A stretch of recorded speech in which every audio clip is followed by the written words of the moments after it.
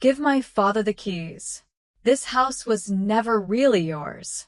My husband Richard said those words while my father-in-law sat across from me at our dining room table, calmly stirring his coffee, as if he had already decided the future of my life.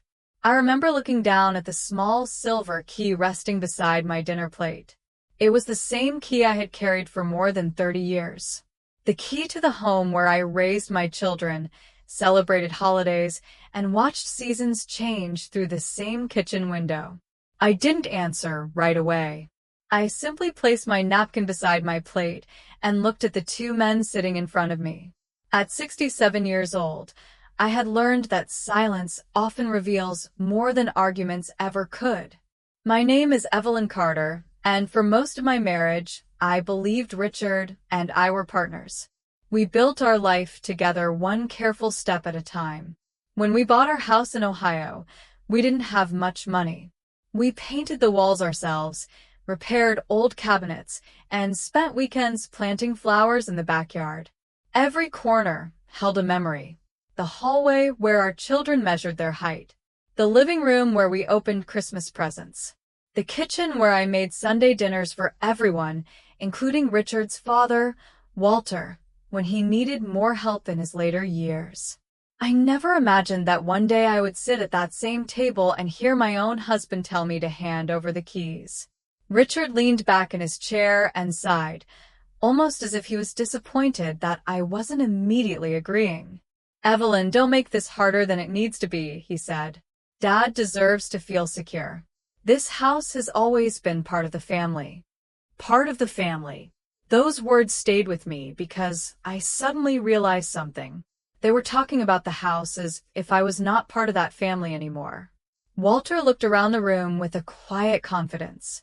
He had been staying with us for several months, and at first I welcomed him. I cooked his favorite meals, drove him to appointments, and made sure he felt comfortable. I thought I was caring for family. I never thought I was slowly losing my place inside my own home. "Richard is only trying to do what's right," Walter said. His voice was gentle, but the message behind it felt different. I looked at my husband and waited for him to defend me. For 30 years, I had believed Richard would always stand beside me. But that evening, he avoided my eyes. That was the moment something inside me became very clear. This was not just about a key. It was about respect. It was about whether the woman who had given decades of her life to this family still mattered. I picked up the key from the table and held it in my hand for a moment. Richard watched me closely, probably expecting tears, anger, or a fight. Instead, I placed the key back down. "I need some time to think," I said quietly. Then I stood up and walked away. They thought I was walking away because I was defeated. They thought the woman who had spent her life keeping peace would simply accept whatever decision they made. But they didn't know something important. I had spent decades paying attention to details. I remembered conversations. I kept documents. I noticed changes. And while they were busy deciding what they could take from me, I had already started understanding what was really happening. They thought I was holding a key. They didn't realize I was holding the truth. After I walked away from that dining room table, I did not go upstairs immediately. I stood in the hallway for a few moments, looking at the photographs hanging on the wall. There was one from our 25th wedding anniversary. Richard and I were smiling beside the garden we had planted together. There was another from our son's graduation, when we both stood proudly behind him. Every picture told a story of a family I believed we had built together. But that night, standing alone in my own hallway, I started wondering if I had been the only person protecting that story. I went into the kitchen and quietly made myself a cup of tea. The house was completely silent. Normally, I would hear Richard watching television in the living room or moving around while preparing for bed. But that evening, the silence felt different. It was not peaceful. It felt like the quiet that comes when you finally understand something you have been trying not to see. For years, I had been the person who held everything together. I remembered birthdays, planned family dinners, and made sure everyone felt welcome. When Walter moved into our home, I never questioned it. He was Richard's father, and I believed family meant making room for the people who needed you. I rearranged the guest room, cleared out closet space, and learned his routines. I even kept a small notebook with his doctor appointments and medication schedule because I wanted him to feel cared for. I did those things because that was who I was. I never expected praise. I never expected anyone to thank me.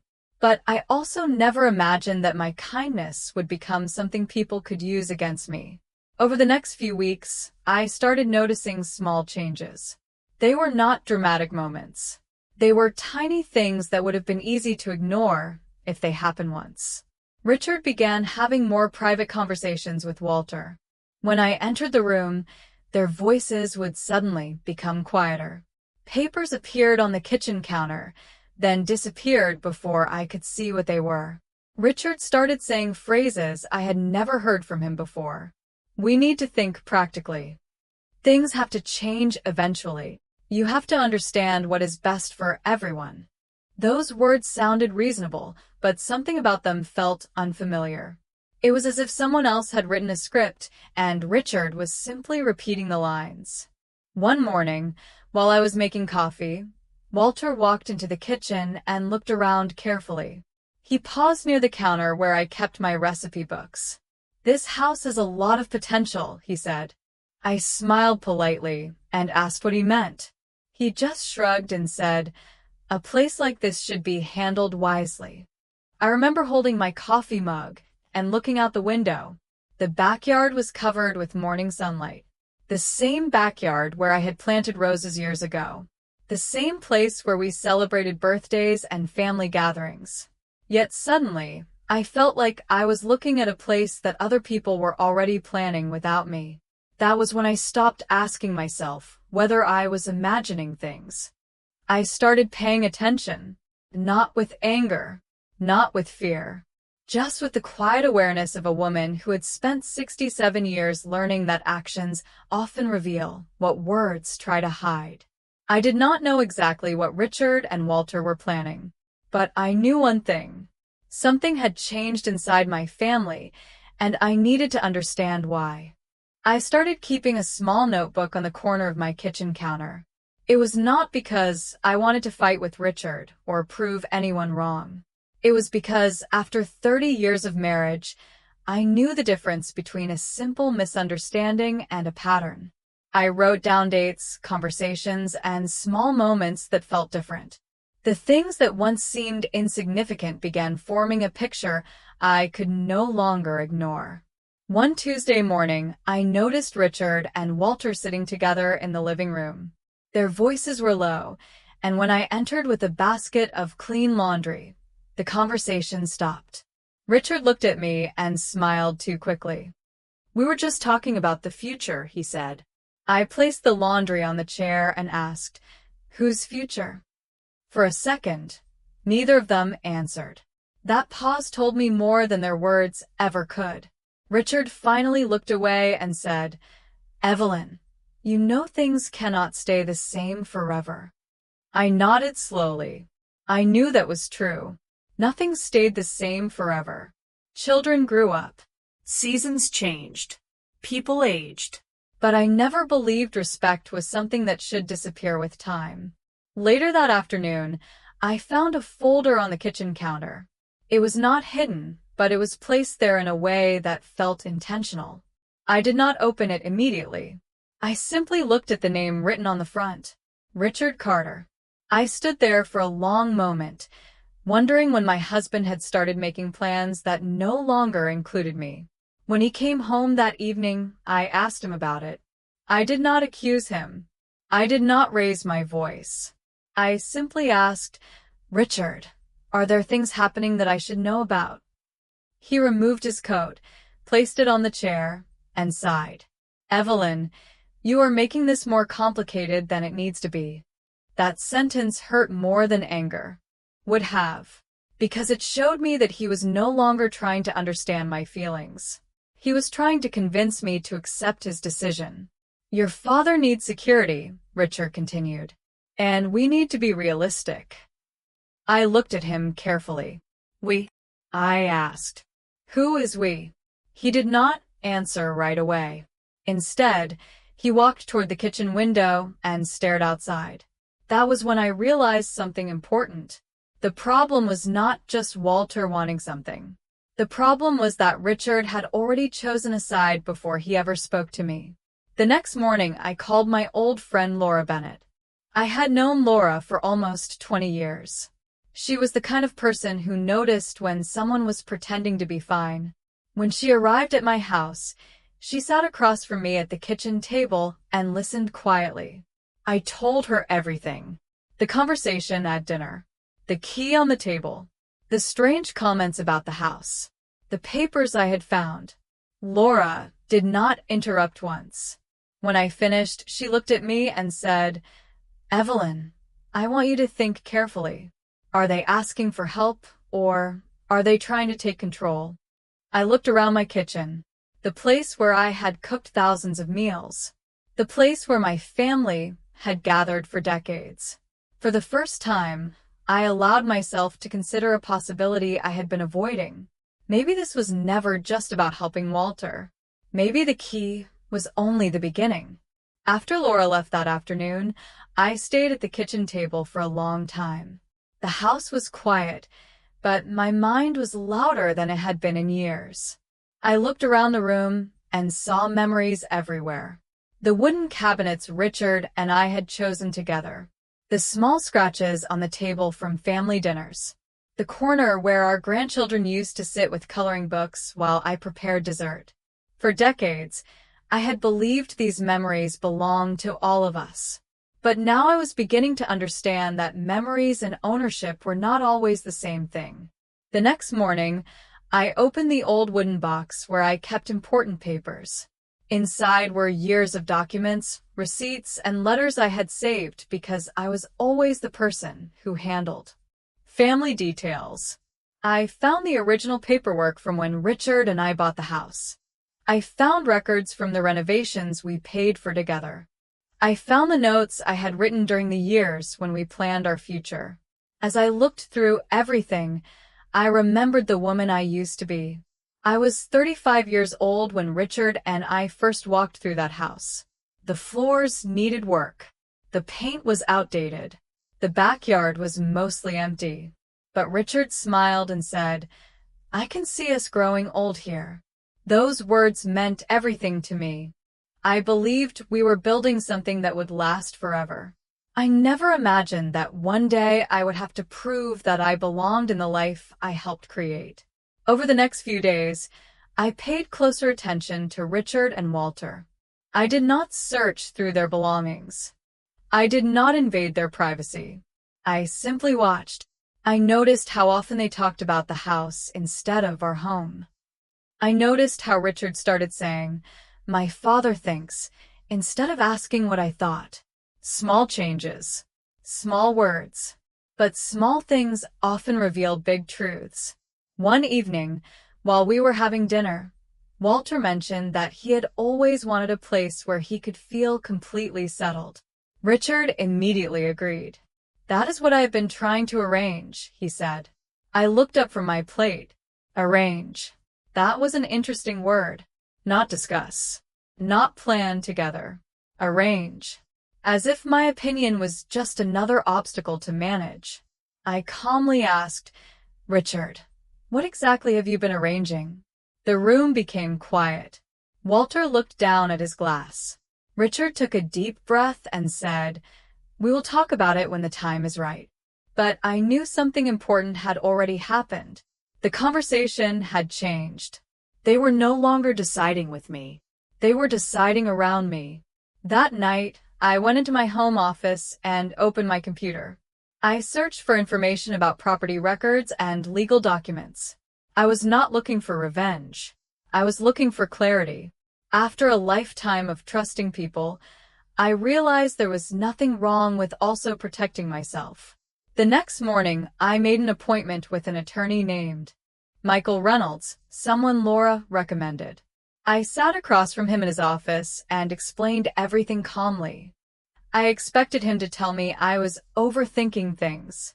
Instead, he listened carefully and asked thoughtful questions. When I finished, he folded his hands and said, "Evelyn, the first thing you need to understand is that you have every right to know what decisions are being made about your own future." Those words stayed with me. My own future. For the first time in weeks, I stopped thinking about what Richard and Walter wanted. I started thinking about what I needed. I walked out of that office carrying a folder of information, but more importantly, I carried something I had almost forgotten. Confidence. They believed I was a woman who would quietly step aside. They believed kindness meant weakness. They were about to learn that a lifetime of patience can create a strength that people often underestimate. After my meeting with Michael Reynolds, I drove home slowly, taking the familiar roads I had traveled thousands of times before. The houses along the street looked the same. The trees moved gently in the afternoon breeze, and everything outside appeared perfectly normal. But inside my own home, something had changed. I was no longer the woman who simply trusted every word spoken to her. I was the woman who had finally started asking questions.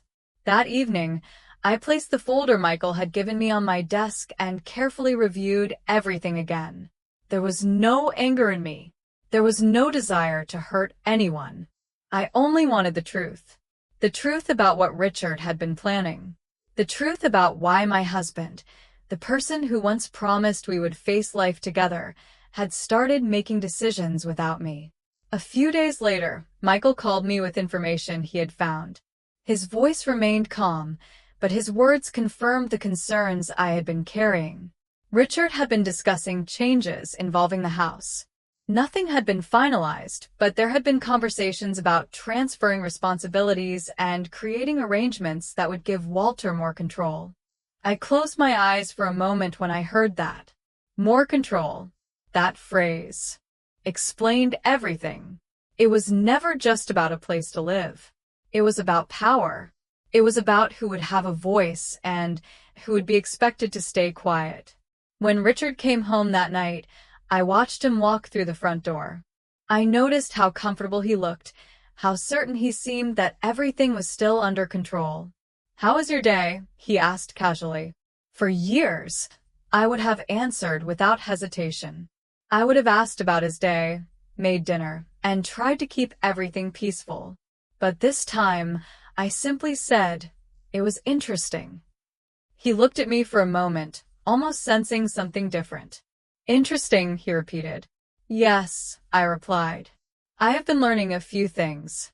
He smiled slightly and shook his head. "Evelyn, I hope you are not letting this situation upset you." That sentence told me he still did not understand. He thought I was upset because I was losing control. He did not realize I was upset because I had discovered I was never included in the conversation. Later that week, I had another conversation with Michael. He explained that protecting myself did not mean I was being unkind. It meant I was respecting the years I had invested in my own life. Those words stayed with me because I had spent so many years taking care of everyone else that I had forgotten I was also someone worth protecting. When I returned home, I looked around the rooms of the house differently. I saw the dining room where family dinners had filled the air with laughter. I saw the staircase where I had watched my children grow. I saw the small details that represented decades of love and effort. This home was not just walls and furniture. It was the story of my life. That night, I made a decision. I would stop trying to convince Richard and Walter to see my value. I would stop waiting for them to remember everything I had done. Instead, I would quietly prepare for whatever came next. The following weekend, Richard told me he wanted to have another family discussion. His tone suggested he believed he was bringing me into the conversation at last. But I knew better.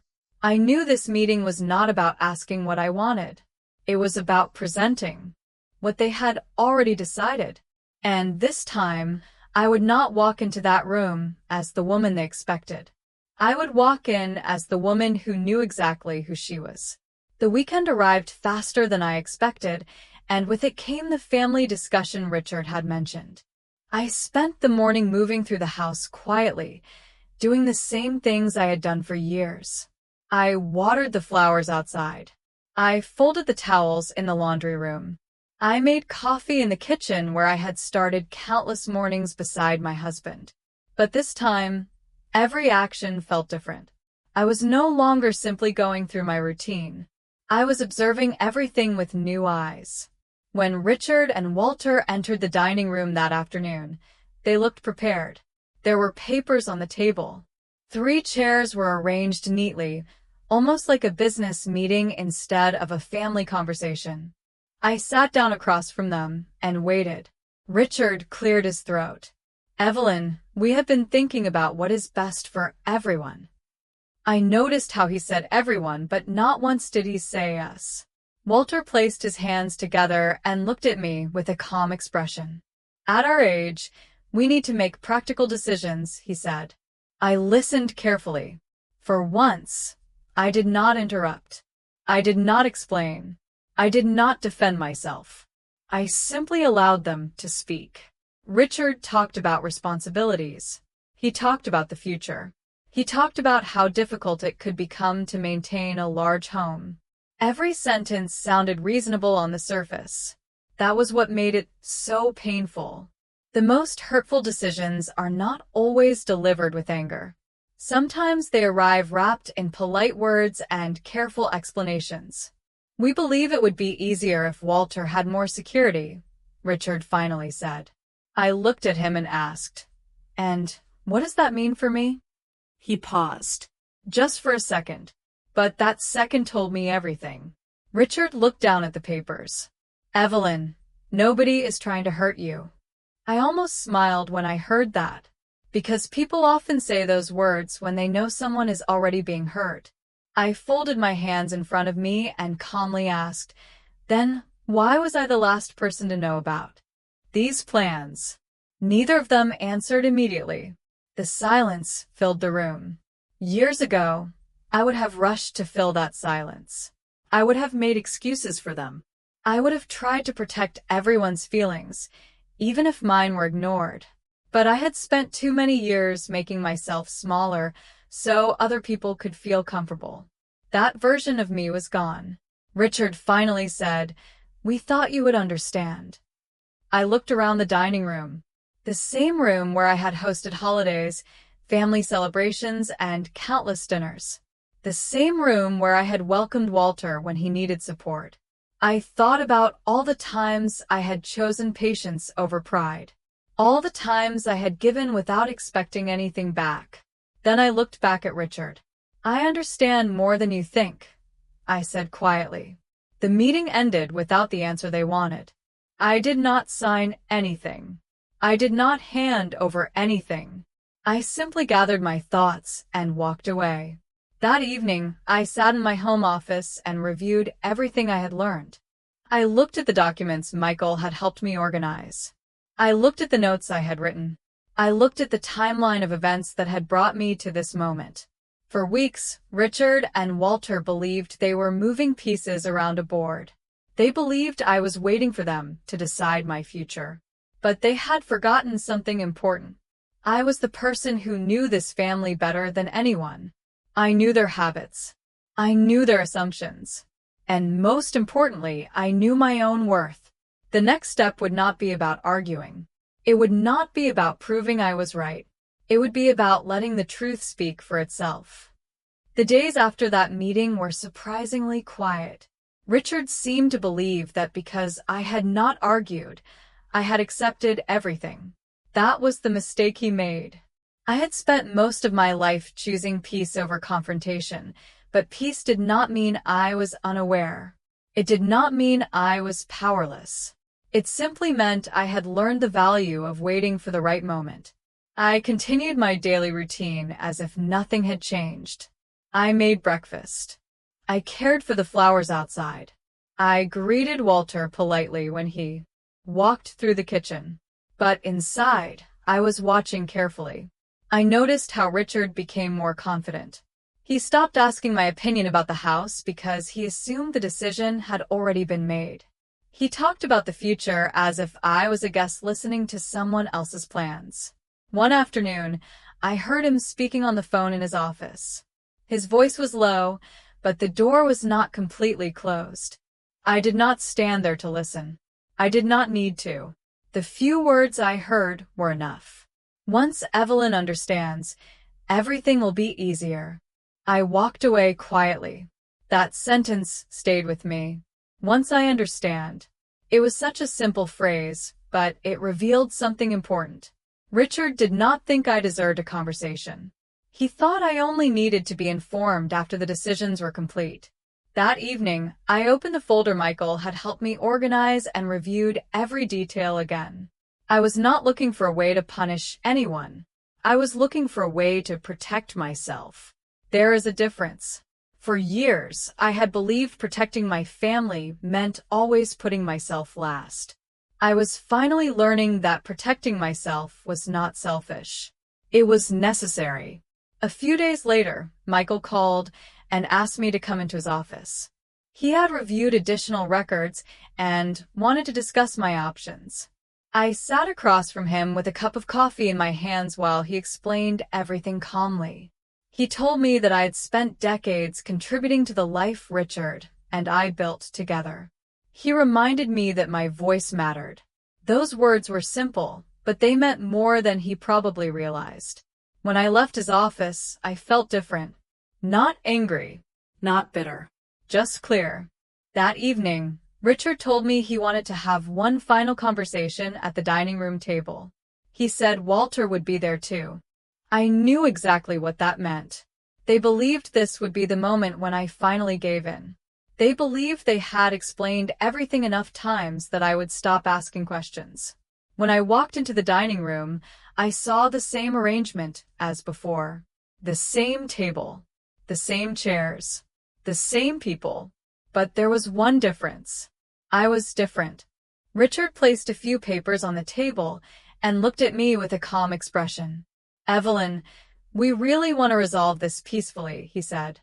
I sat down and looked at the papers. Then I looked at him. "I agree," I replied. "I want the truth to be clear for everyone." Richard seemed surprised by my answer. Walter shifted slightly in his chair. They expected resistance. They expected emotion. They did not expect calm confidence.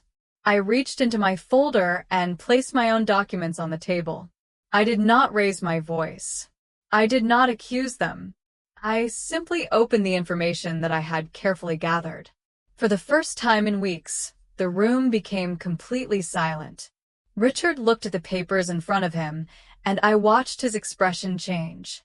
Not because I had attacked him, not because I had embarrassed him, but because he was finally seeing that the woman he underestimated had been paying attention all along. The silence that followed was the first moment in weeks when I felt the balance of the room change.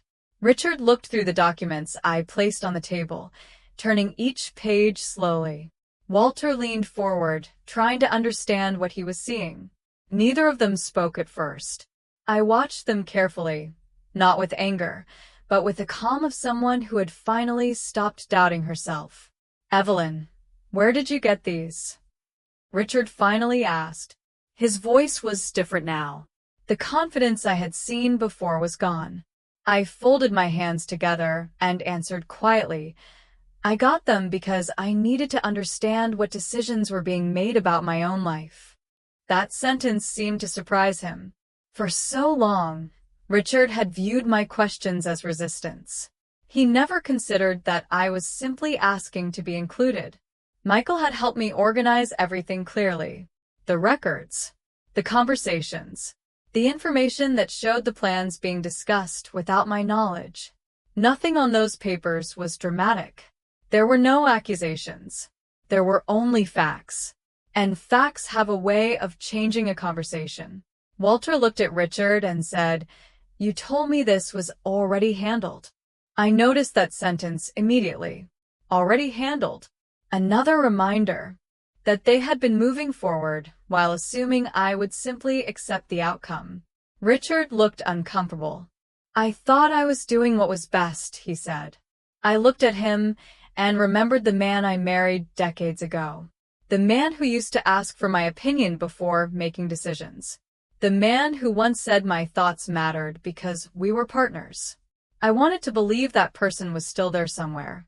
But I also knew I could not build my future around the memory of someone who is no longer showing up for me. Richard, I said softly, the hardest part of all of this is not the house. It is realizing you made these choices without believing I deserved to be part of them. The room became quiet again. This time, the silence felt different. It was not the silence of someone being ignored. It was the silence of people finally hearing something they had avoided. Walter looked down at the table. For the first time since this began, he did not appear certain. He appeared thoughtful. Richard leaned back in his chair and rubbed his hands together. I never wanted you to feel this way, he said. I nodded slowly. I believe you did not plan for me to feel hurt. But intentions do not erase the impact of our choices. I had spent years making excuses for people. I had told myself that they were busy, stressed, or simply did not realize how their actions affected me. But there comes a moment when understanding others requires you to stop ignoring yourself. That was the moment I reached. The conversation continued for another hour. There were difficult questions and uncomfortable truths. But for the first time, I was not the only person carrying the weight of the situation. Richard could no longer hide behind the idea that everything was being done for my benefit. Walter could no longer assume that kindness meant I would always surrender. When I returned to my bedroom that night, I opened the curtains and looked out at the backyard. The roses I planted years ago were still there. They had survived every season. They had survived storms, cold winters, and years of change. I realized something as I stood there. I had survived too. I had spent so much time caring for everyone else that I forgot I was also someone worth caring for. The next morning, I woke up with a sense of peace I had not felt in a long time. I did not know exactly what would happen next with Richard and Walter, but I knew one thing. I was no longer waiting for someone else to decide my value. I already knew it. The days that followed were not filled with dramatic moments. There were no arguments. No angry conversations. No scenes where someone finally admitted they were wrong.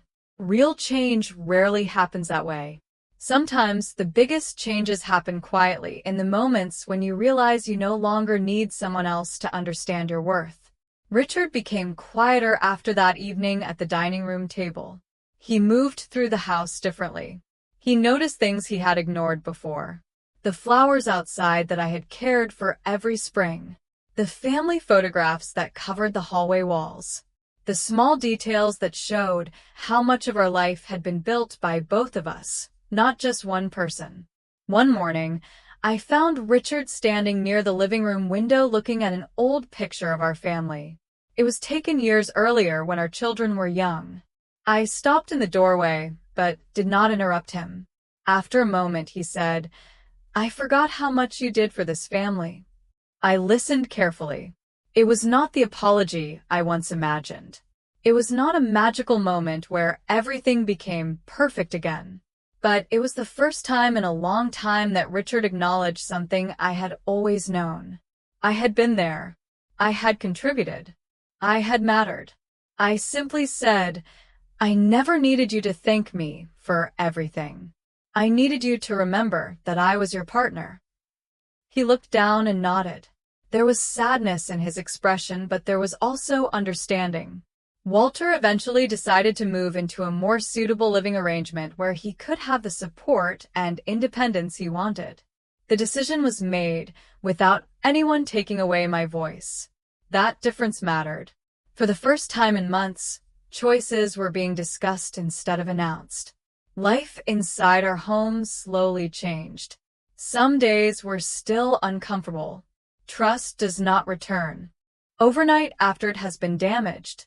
There were conversations Richard and I needed to have. There were memories we needed to revisit. There were moments when I wondered how things had reached that point. But I also learned something important. Forgiveness and trust are not the same thing. Forgiveness means releasing the weight you carry. Trust means rebuilding something that takes time. I spent many years believing that keeping a family together meant avoiding difficult conversations. I thought love meant always being patient, always understanding, always giving another person the benefit of the doubt. But I learned that love also requires honesty. It requires respect. It requires two people willing to see each other. A few months later, I sat in the backyard with a cup of coffee, looking at the roses I had planted years before. The house felt peaceful again. Not because everything was exactly the same. It was not. Life had changed. People had changed.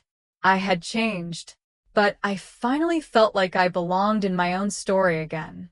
I thought about the woman I had been on that evening when I first heard those painful words. She was someone who felt invisible. Someone who wondered if everything she had given could disappear so easily. Now I wanted to tell her something. I would tell her that her kindness was never wasted. Her years of love were never meaningless.